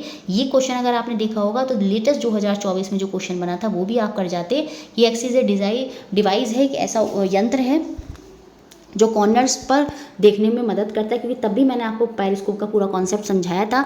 और एक इसके प्रिंसिपल पर वर्क करता है, ये रिफ्लेक्शन ऑफ लाइट के प्रिंसिपल पर वर्क करता है। और पेरिस्कोप के केस में भी हमने देखो वहाँ पर जब हम मिलान कर रहे थे कि उसको बनाने के लिए कार्डबोर्ड चाहिए और हमें क्या चाहिए, 2 मिरर चाहिए। तो देखिए सेम वही यहाँ पर ये दे रखा है। देखिए क्या होता है, बेसिकली एक कार्डबोर्ड हम लेते हैं और इस तरह से यहाँ पर एक मिरर लगा देते हैं और एक ये मिरर लगाते हैं। पेरिस्कोप करता क्या है, जैसे समुद्र के जो अंदर जहाज रहते हैं उनमें ये ऊपर को लगा दिया जाता है, ताकि समुद्र के बाहर की जो चीज़ें हैं अंदर देखने के लिए हम क्या करते हैं, इस पेरिस्कोप का प्रयोग करते हैं। देखिए कैसा होता है, सपोज देखिए ये बाहर की वो है, यहाँ से लाइट एंटर करती है, टकराती है, ये यहाँ इस वाले देखिए यहाँ पर, और ऊपर से ऐसे देखिए ये लाइट यहाँ, ये मिरर लगा है रिफ्लेक्शन वाला, लॉ ऑफ रिफ्लेक्शन वाला मिरर जो है सिंपल, जिस पर काम करता है, जो इंसिडेंट एंगल है वो बराबर होगा रिफ्लेक्शन के। तो यहाँ से ये लाइट है सेम टकरा कर ऐसे ही सीधी वापस आएगी। फिर ये यहाँ इस एक और प्लेन मिरर लगा है, यहाँ पर फिर टकरा गई, फिर ये लाइट ऐसे वापस चली गई। ठीक है, तो देखिए अब ये हमारी नेत्र तक पहुँच गई। तो ऊपर से जो आ रही थी लाइट वो देखिए नीचे तक टकरा कर ऐसे हमारी आंखों तक आ गई। मतलब ऑब्जेक्ट जो रखा होगा बाहर का उससे टकराई होगी, उसको देखना है तो लाइट उससे टकराई होगी, और टकराने के बाद इस तरह से हमारी आंखों पर वापस आएगी, और हमें जो बाहर का ऑब्जेक्ट है वो हमें वहाँ पर क्या हो जाता है, दिख जाता है। तो 2 मिरर की ज़रूरत थी और एक कार्डबोर्ड की ज़रूरत थी। उस पर पेरिस्कोप का हमने कॉन्सेप्ट यहाँ पर देखा कि ये क्या होता है, कॉर्नर्स पर देखने के लिए, क्योंकि लाइट आती है ऐसे ऐसे टकराई, ऐसे यहाँ से कॉर्नर से टकरा के फिर यहाँ पे आ गई। तो ठीक है, तो to see around a corner, तो वो हम पेरिस्कोप का, और ये किसके प्रिंसिपल पर वर्क करता है, रिफ्लेक्शन ऑफ लाइट के प्रिंसिपल पर वर्क करता है। इस तरह से हमने ये सारे क्वेश्चन देखे, और भी बहुत क्वेश्चन हैं, पर मुझे लगता है ये सब आपको अच्छे से क्लियर हो गए होंगे और काफ़ी चीज़ें आपको समझ में आई होंगी। वीडियो अच्छा लगता है लाइक करें, शेयर करें और चैनल से बने रहें।